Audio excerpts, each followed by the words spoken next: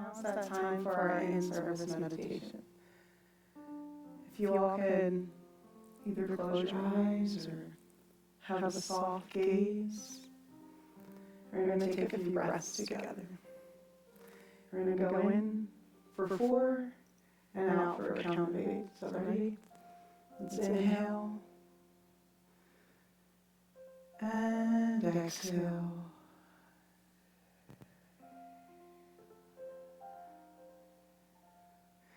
Inhale and exhale.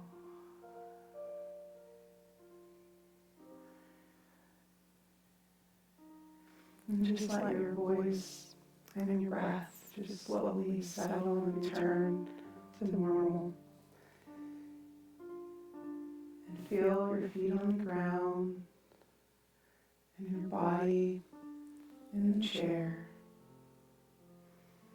And as you feel the heaviness of your own self in the chair, I want you to think of a person or a thing that you love so dearly that just the thought of that thing, that person, fills you up with love. Once you get that image, imagine that person, that thing is in front of you. I want you to envision from your heart space this golden light of energy just going directly to that person or thing. And stay with it. If thoughts come up, just watch them go away and make nothing in this moment more important than that white light and golden light and love going towards that person or thing.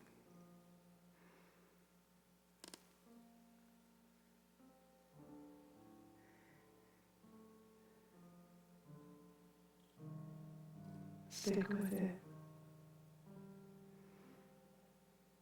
Feel how your heart space feels as you deliver that love.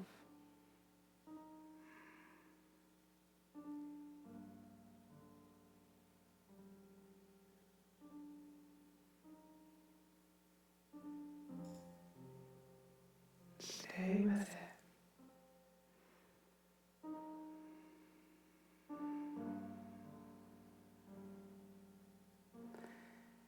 Now I want you to imagine that light that you had going towards that person or that thing makes a 90-degree angle upwards. And that golden light of love showers down on you now. That you receive all that love, all that warmth. That you feel it. That you are love.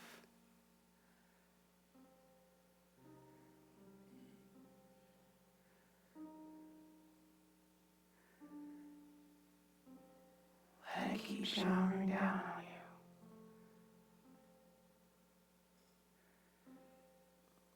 And stick with it for the next minute. Feeling the warmth. And if any thoughts come into your mind, just let them pass. Because right now you're remembering and feeling the essence of your own love.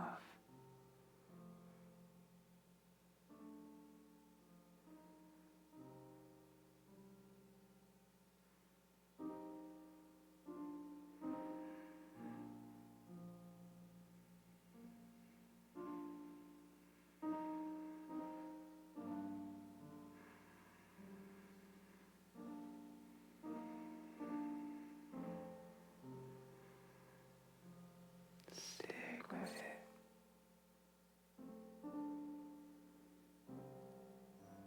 You deserve this love shower this morning.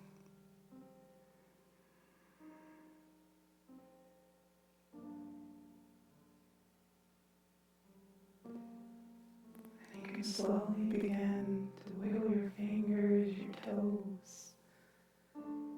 Lift your gaze and come back to the room. Good morning, Unity of Prescott. I'm probably too hyped and excited to be here for how early it is on a Sunday morning, but I am eternally grateful for you guys allowing me to be in your sacred place today. Today we're going to be talking about something else that's sacred, and that's surrender. And how when we practice surrender, it helps us live from that seat of oneness. Now, some people might call that our witness consciousness. Some people may call it our seat of consciousness. Some people may call it our capital S self. Some people may call it our higher self. Ram Dass says it's our home. What we need to know about it, though, is it's who we truly are. It's the thing that animates our body. It's the thing that existed before we were put into this body, and that as people report that have near-death experiences, will leave this body and go somewhere else afterwards. So if we could live from that place, we could reap a lot of benefits here on this earth. So before we dive into all of that, what does surrender look like? How can we live from that seat of oneness and consciousness? I'm going to preface this whole talk with a story. And I invite you all to keep that story inside of your mind as we journey through this talk together. It's a familiar story of Adam and Eve from the book of Genesis in the Bible. Where we're going to pick up is in chapter 3, verses 7 through 11. This is right after Adam and Eve had eaten that apple. And then those verses are, "Then the eyes of both of them were opened, and they realized they were naked. So they sewed fig leaves together and made coverings for themselves. Then the man and his wife heard the sound of the Lord God as he was walking in the garden in the cool of the day, and they hid from the Lord among the trees of the garden. But the Lord God called to the man, 'Where are you?' He answered, 'I heard you in the garden, and I was afraid, because I was naked, so I hid.' And God said, 'Who told you you were naked? Have you eaten from the tree that I commanded you not to eat from?'" So let's pause right there and rewind in the story a little bit. Adam and Eve are the first humans. They are in this body, but they are divinely connected. They are in constant communion with God. They can see God. In fact, earlier in Genesis it says that the beasts and the birds, everything ate from the garden. They didn't eat each other. Everything, the animals, people, lived in harmony, like a heaven on earth, in a type of unity. See, those animals were naked too, but they didn't feel like they were naked. They were just at one with nature and everything, and enjoyed the harmony of that garden. So what is the tree that they ate from? They ate from that tree that was called the tree of the knowledge of good and evil. What I like to call it is the tree of duality. They went from this oneness, and in that moment they took a bite and their eyes opened. It's like they dropped down into this human condition. And now they're like, oh, whoa, we're naked, we have to hide, they're starting to feel things, and they're reacting from their feelings and these thoughts that are now created. Some people look at this story and say it's the birth of the ego. And so I want us to keep that in mind as we go through what surrendering looks like. Because ultimately we're trying to get back to that place of harmony. That place that Eden was, where we're connected, where we remember our oneness, where we don't have to try so hard to hear God. We're just in constant communion. We're not victims to this human condition. And so, what we're going to talk about today is the nature of the human condition, so we can all understand this affliction that we have and we collectively share. And then we're going to talk about what surrender means and what it looks like in action and the benefits of it all.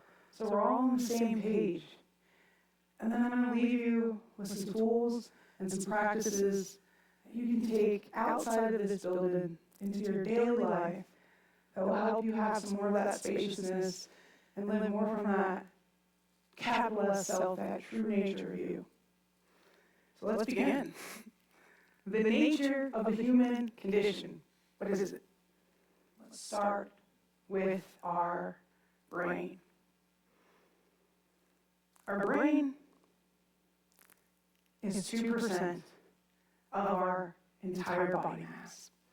Yet it's the organ that uses the most energy out of all of the organs we have, whether that is at rest or whether we are critically thinking and working through some problem, it is using the most energy regardless. So the nature of the brain is to try to conserve that energy. It wants to conserve it. And how does it do that? By recognizing patterns, by taking things that we do frequently or experiences that we have, remembering them subconsciously. It takes those patterns, those experiences, those reactions, everything subconsciously, so that way, in the blink of an eye, it can make a reaction without us consciously having to use effort and exert more energy.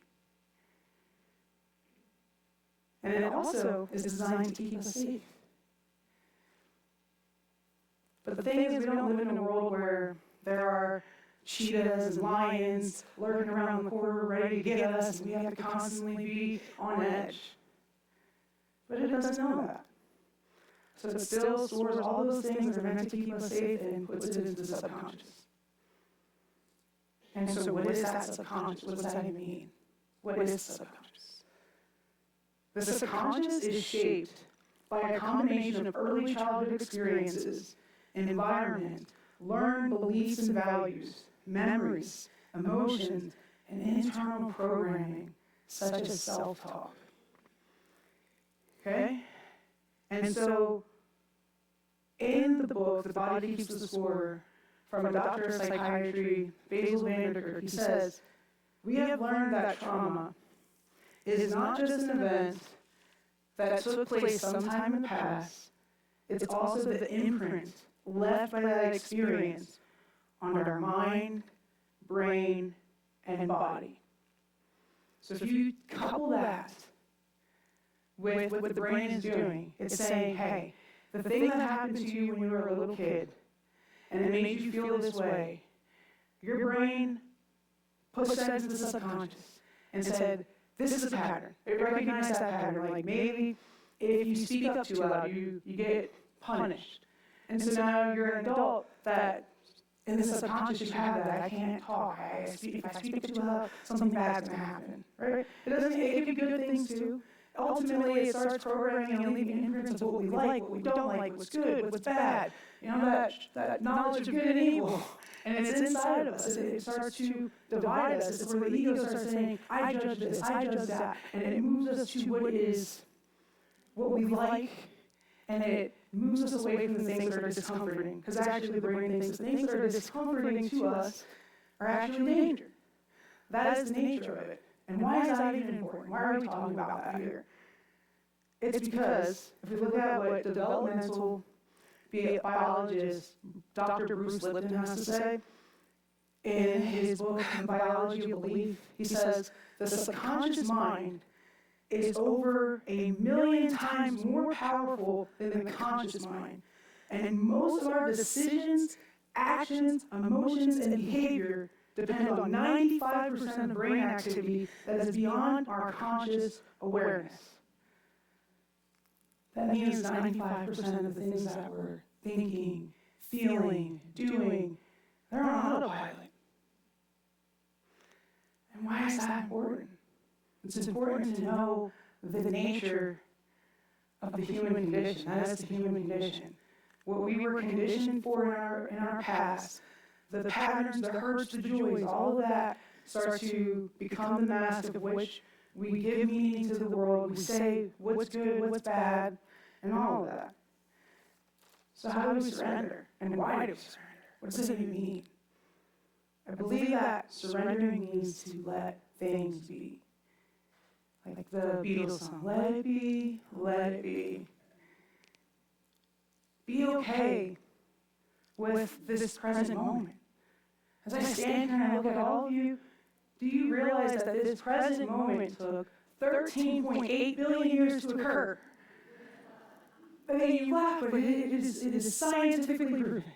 And that this exact moment that we're in is happening and manifesting in numerous ways that are unimaginable across this state, across this country, across this continent, across this world, across the galaxy and the universe. And like in the Toltec tradition, in the four agreements we learned that this moment is not personal. Yes, we can influence because we do have that divine spark inside of us. We are that higher self that can create. So we can influence what this moment or the next moment looks like. But what gets in the way of that is that 95% of the brain that's like, I remember when a moment like this existed before. And you know what happened, and you're just reacting. You're reacting to it. And then now you're starting to feel some emotion about it. The thing is, there's another thing about the human condition. What creates the emotional feeling inside of us is our hypothalamus. It dumps the chemical of whatever emotion we're feeling into our bodies. That emotion lasts 90 seconds. And some of you are like, what? Yeah, it lasts 90 seconds, and how it's perpetuated is because of our thoughts and how we hold on to it. And everything from our subconscious programming, right? So that we know that surrender is just letting it be. We know why it's important because it's kind of going against that 95% of the programming in our brain trying to keep us safe, saying this thing is good, this thing is bad, right? So how do we do it? What does it look like in action? It looks like being the observer. I said another name for our true self is the witness consciousness. We are here. You know, if I asked you, how did you sleep last night? And you tell me an answer, well, weren't you supposed to be unconscious, sleeping? How do you know how you slept? Because there's a part of you that is beyond consciousness, or that's beyond the subconscious, that is always aware, that's always watching. The true you. And so when we begin to be the observer, it means watching what comes up. I'm in this moment right now. How am I feeling? And just being okay with how you're feeling. It means when you hear somebody say something and it triggers you and it hits you in your stuff, instead of immediately reacting and being like, this person is a horrible human or whatever, you pause and you just watch what's happening. 90 seconds will go by. That anger will subside if you just watch it. And you stay in that consciousness. And the benefits of doing that is that we become more calm. We become clear. We become confident, more compassionate. All the virtues of ourselves, more loving. More feeling like we are connected to everyone and everything. And that doesn't mean that when we see an injustice happen, that doesn't mean when something is wrong, it doesn't mean stay in an abusive relationship, it doesn't mean stay at that job that treats you bad, it doesn't mean don't be the creator of this reality that you live in and influence these moments. It means just notice, center into who you truly are, and then respond instead of just reacting from the subconscious. Now you can respond consciously. And now what does that look like in action? Because I can say that it doesn't mean anything. And I've been really working on this in my own life. How many of you guys are in relationships? Right, okay. So, relationships really bring up some things. Friendships. I'm dating somebody right now, and I'm also, there's this lady at my job that for a while before I started really practicing this stuff every day, both of them were triggering me so much. I mean, I'm like, what is wrong with these people? I mean, in the relationship I was in, and it's like, does this guy even really get me? Does he love me? I think I need to leave. Stuff like that. But the more I just took a step back and kept practicing this, a beautiful thing happened a couple weeks ago. I was at work, and the lady at my job that really just was getting under my skin for a year, just getting under my skin. Like I tried to avoid her, right? That's what we do. Right? That's what I do. I looked at her and the things that she was doing, and I was like, oh, she's just another expression of the divine. And who am I to say in this moment, because how she's acting, what she's saying, how she's dressing, whatever, doesn't shape the moment to make me feel good.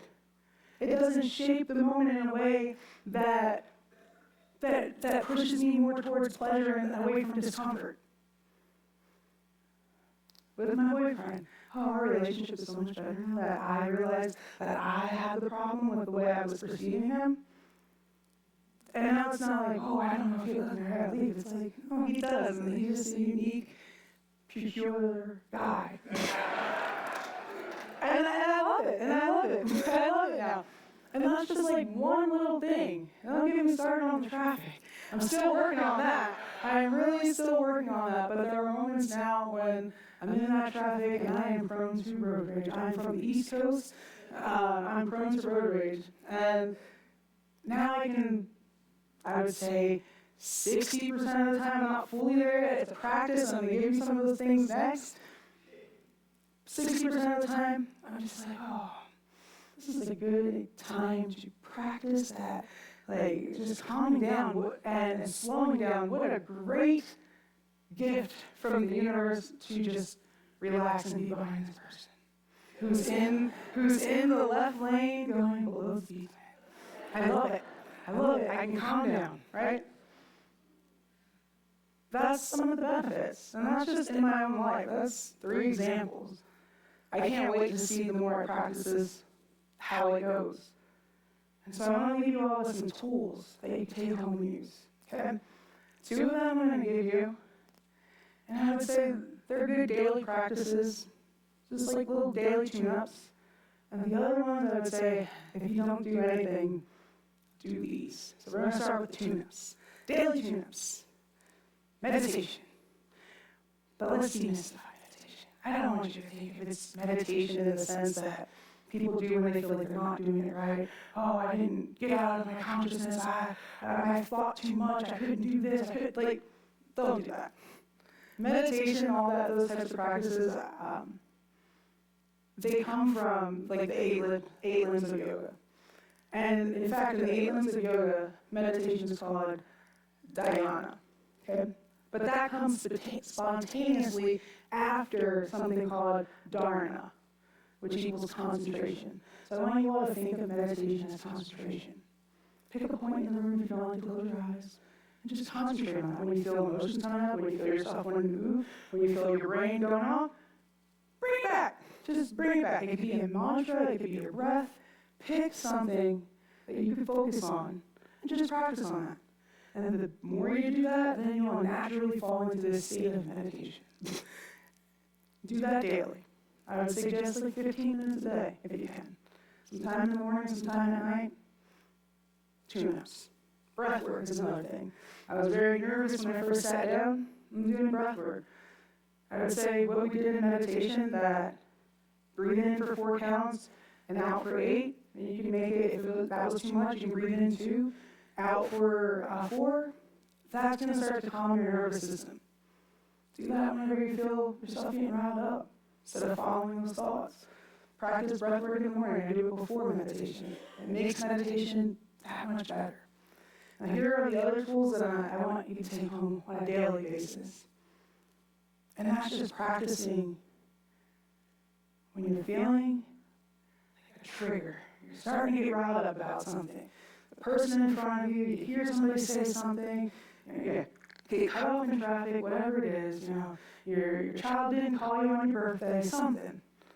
When your mind starts to do the thing, instead of talking to it and going down that rabbit hole with it, just watch it. Just watch it. And then another thing, if you really want to do this work, and it's really helped me create that spaciousness inside, is there is a therapy called internal family systems therapy. And it really does start to kind of unburden the human condition and help us get to self. In fact, the founder of it, Dick Swartz, calls where you're getting to capital S self. And he said, I never meant for that to come up. I didn't mean for this to be spiritual, but I couldn't deny in every single client there was this aspect of them that they identified as their true self. And so, in conclusion here, we went through that story of Adam and Eve. We know why we have this human condition. We fell into it the moment they took a bite of that apple. We learned the human condition that we all live in, what surrender looks like, and what a little glimpse of what that seat of oneness looks like. Now you have some tools you can use, and I just want you guys to go forth and practice, and then we all learn to live from there so we don't have to, as Ram Dass says, keep walking each other home. We'll just stay at home in our capital S self that's here, and we'll learn to choose consciously what's happening instead of just reacting to it. Thank you.